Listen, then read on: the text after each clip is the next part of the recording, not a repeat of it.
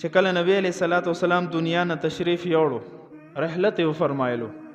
نو بعض قوم داسې وو چې د زکات د فرضیت نه انکار وکړو چې صحابه ورته ویل تاسو ولې زکات نه ورکوئ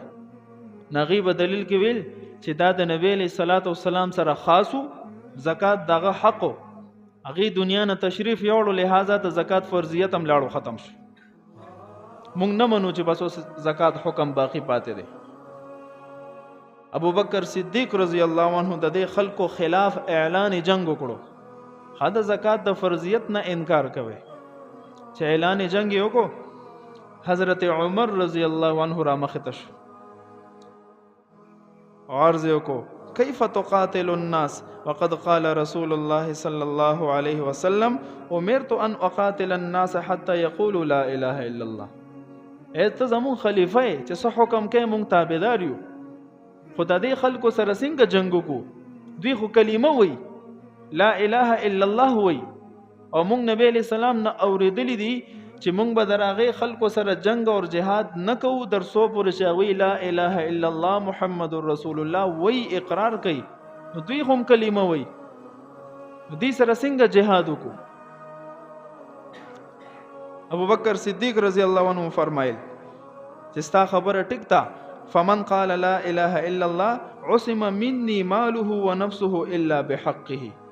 څوک چې لا اله الا الله وي دا غي وینا دا غي جان دا غي مال اولاد محفوظ دي خو لیکن دینن د قران کریم د 32 آیاتونو نه انکار کړی دی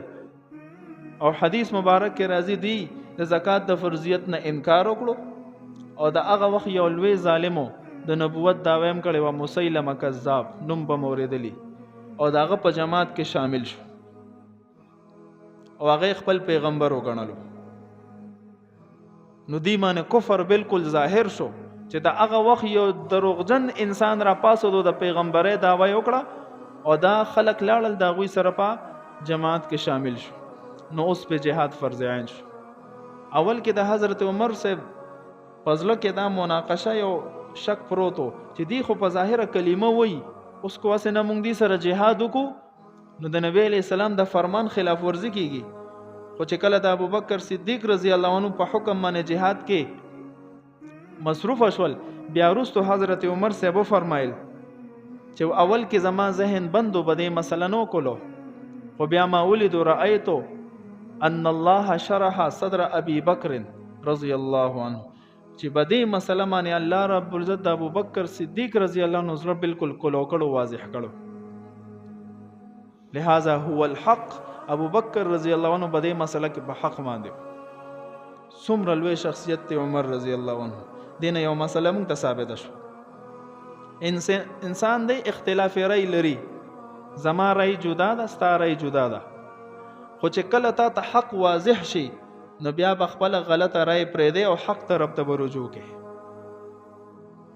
دا مسله په ممکن نشته کو زمونږ رأی غلطه می مونږ په کلک ولاړیو